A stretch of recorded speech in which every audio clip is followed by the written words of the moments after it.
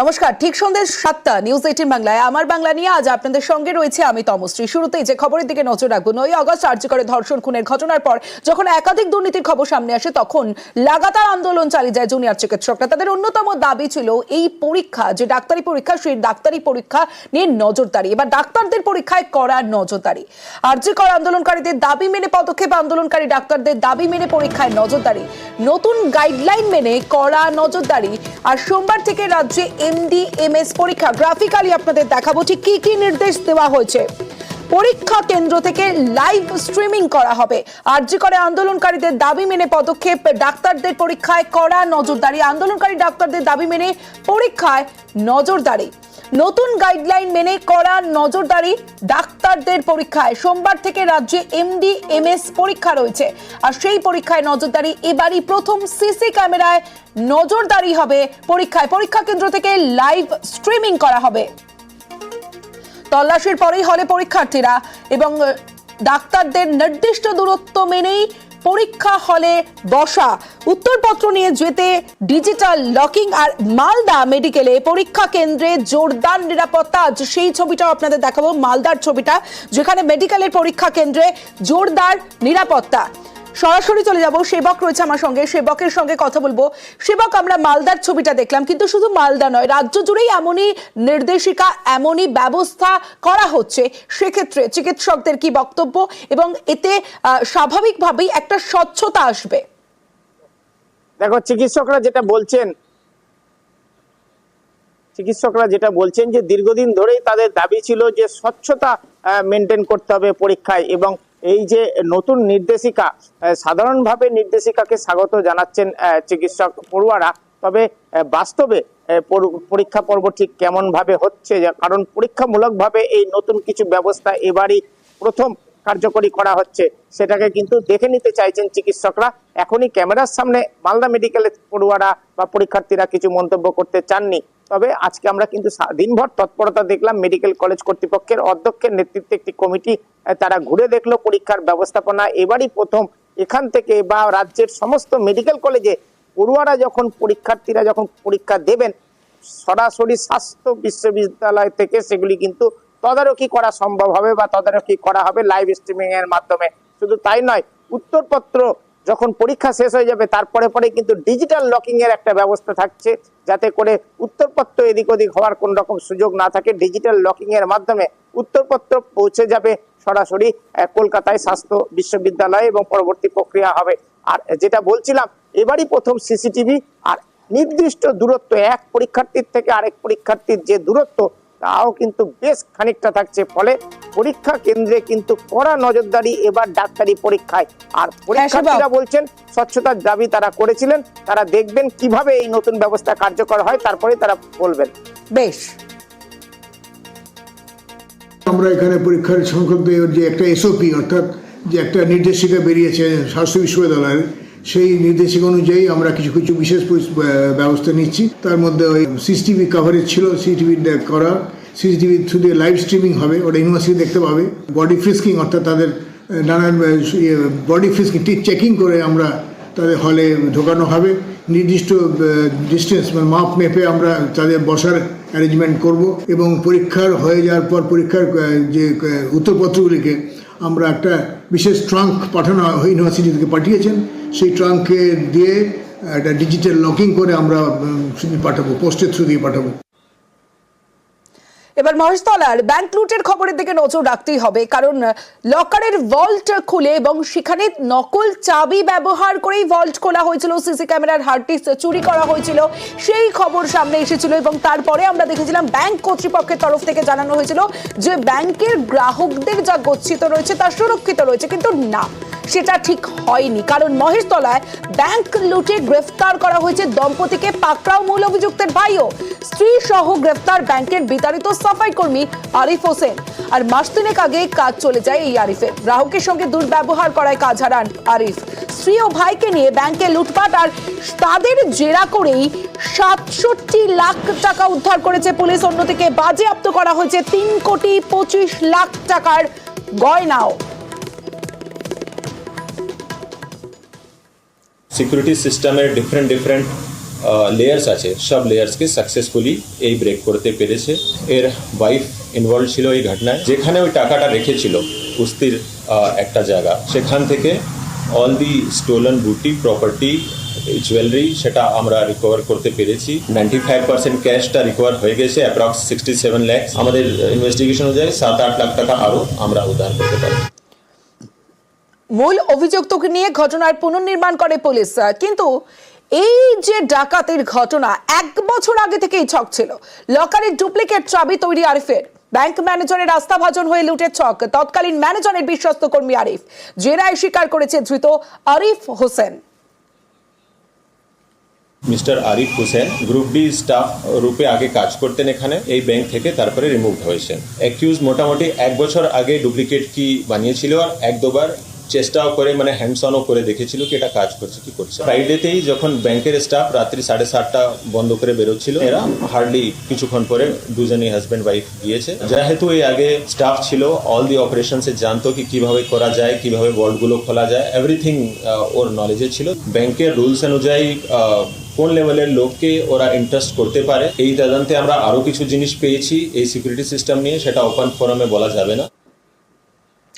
25শে November যখন ব্যাংকে ডাকাতির পরে একটা নোটিশ দেওয়া হয়েছিল ব্যাংকের তরফে। কি সেই নোটিশ দেখুন। প্রথমে নোটিশে লেখা হয়েছিল যে ব্যাংকের যারা গ্রাহক রয়েছেন তাদের লকার সুরক্ষিত আছে, কিন্তু কেন এই নোটিশ ব্যাংক দিল এখানেই প্রশ্ন উঠছে। যখন সামনে আসলো আকাশ মাঘারিয়া, তিনি যখন জানালেন সাংবাদিক সম্মেলন করে, এবং যে বিপুল পরিমাণ টাকা উদ্ধার হয়েছে, সেখানে একাধিক প্রশ্ন উঠে আসছে। কেন বারবার লুটের কথা অস্বীকার ব্যাংকের? অবশেষে টাকা গয়না লুট স্বীকার সাফাই কর্মী, একজন সাফাই কর্মীর হাতে কিভাবে ভল্টের চাবি, এইরকম একাধিক প্রশ্ন উঠে আসছে। পিছনে কার হাত রয়েছে? কেন বারবার লুটের কথা অস্বীকার ব্যাংকের? কারণ 3,25,00,000 টাকার সোনার গয়না উদ্ধার করেছে পুলিশ। মহেশতলার ব্যাংক লুটে 67 লক্ষ টাকা উদ্ধার করা হয়েছে। গ্রেফতার করা হয়েছে এই ঘটনায় 3 জনকে।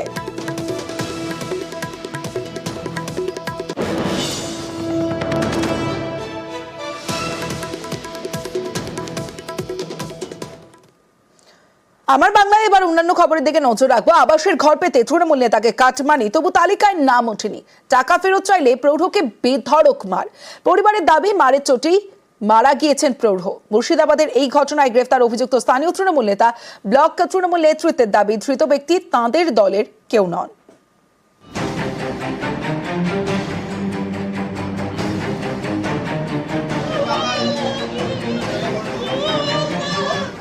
টাকা দিয়েও মেলেনি ঘর, আবাস যোজনায় প্রতারণা, টাকা চাওয়ায় মারধর করে খুন। চাঞ্চল্যকর অভিযোগ মুর্শিদাবাদের রঘুনাথগঞ্জে। এখানকার মুকুন্দরপুরের বাসিন্দা বছর 55 আতাবুল শেখ ওরফে কালুর প্রাণ গিয়েছে। অভিযোগ শনিবার সন্ধেয় তাকে মারধর করেন স্থানীয় তৃণমূল নেতা মিঠু শেখ। রবিবার সকালে মারা যান আতাবুল শেখ। আবাস যোজনার যে টাকা বাড়িগুলো আসছে, তো ওই বাড়িগুলোর জন্য পয়সা দিয়েছিল আমার বড় আব্বা। ওটা বাড়ি আসছে না, বিরক্ত হয়ে যখন ওকে জানায় যে আমার পয়সা নিয়েছে, 2000 আমার কাছে পয়সা খেয়ে নিয়েছে, টাকা আমার পয়সাটা ফেরত দেয়। তো ওইভাবে পয়সা কিন্তু চাইতে গিয়ে এত মার মেরেছে, রড দিয়ে ইট দিয়ে পুরো মাথা কান টান ফ্র্যাকচার করে দিয়েছে পুরোটাই। টাকা দিয়েছিল আমাদের গ্রামেরই মিঠুন শেখ বলে একজনকে। নিহত পরিবারের দাবি, বছর 2 আগে আবাসের ঘর দেওয়ার আশ্বাস দিয়ে আতাবুল শেখের থেকে টাকা নেন মিঠু, কিন্তু আবাসের তালিকায় আতাবুলের নাম ওঠেনি। অভিযোগ শনিবার সন্ধ্যেয় টাকা চাইতে গেলে আতাবুলকে মারধর করেন মিঠু। ইট ও লোহার রড দিয়ে মারধর করা হয় বলে অভিযোগ।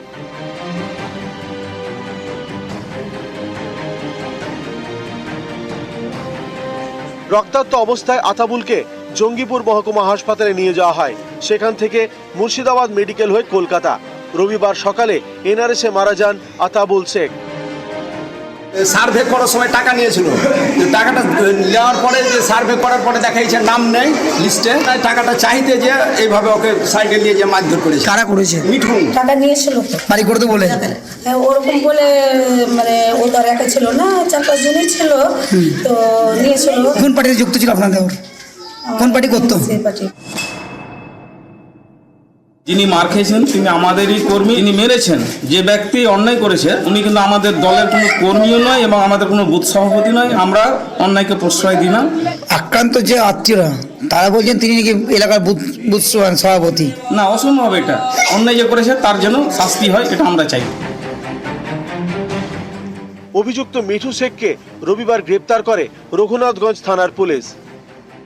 মুর্শিদাবাদের রঘুনাথগঞ্জ থেকে কেদার প্রামাণিকের সঙ্গে প্রণব বন্দ্যোপাধ্যায়, নিউজ 18 বাংলা।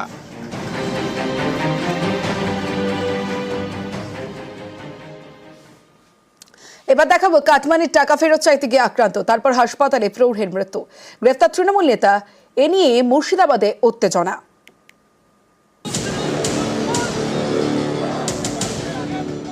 তৃণমূল নেতার মারে প্রৌঢ়ের মৃত্যুর অভিযোগ, এই নিয়ে মুর্শিদাবাদের জঙ্গিপুরে উত্তেজনা। অভিযোগ, আবাসের ঘর পেতে রঘুনাথগঞ্জের তৃণমূল নেতা মিঠু শেখকে টাকা দেন আতাবুল শেখ, কিন্তু ঘর মেলেনি। টাকা চাইলে আতাবুলকে মারধর করেন মিঠু। অভিযোগ, এর জেরেই মারা যান আতাবুল। এই ঘটনায় মিঠু শেখকে গ্রেপ্তার করেছে পুলিশ। এলাকায় তৃণমূল নেতা বলে পরিচিত মিঠু, তার বিরুদ্ধে খুনের অভিযোগ উঠতেই পথে নামে বাম কংগ্রেস। জঙ্গিপুর লালগোলা রাজ্য সড়ক অবরোধ করে চলে বিক্ষোভ। প্রত্যেকটা মানুষের কাছ থেকে তৃণমূলের নেতা এবং তৃণমূলের কর্মী, মেম্বার, প্রধানরা টাকা নিয়ে যারা ঘর পাবে তাদের নাম কাটা হয়েছে। তৃণমূলের নেতা কর্মীদের যারা আত্মীয় স্বজন তাদের নাম রাখা হয়েছে। সেই টাকা তৃণমূলের নেতাদের কাছে চাইতে গেলে তারা কিন্তু সাধারণ মানুষকে মারধর করে, মানুষের প্রাণ কেড়ে নেয়। তৃণমূলের নেতারা টাকা খেতে খেতে এখন মানুষের প্রাণটাকেও খেতে লেগেছে। স্থানীয় তৃণমূল নেতারা বাড়ির টাকা দেওয়ার নাম করে 2000, 5000, 10,000 করে তোলাবাজি, জোর করে মানুষের কাছ থেকে টাকা নেওয়া হয়েছে। আজকে গরিব মানুষ যখন সেই টাকা ফেরত চাইছে, আবাস যোজনায় যখন তাদের নাম নেই, এইরকম সময় তৃণমূল নেতারা পাল্টা মার দিয়ে প্রমাণ আমরা এই মিঠুপুর পঞ্চায়েতের মুকুন্দপুরে পেলাম। যার আবাস যোজনায় তালিকায় নাম পাওয়া উপযুক্ত ছিল, তাকে বাড়িও দেওয়া হলো না, তাকে প্রাণে মেরে ফেলা হলো এই তৃণমূল নেতাদের আক্রমণের ফলে।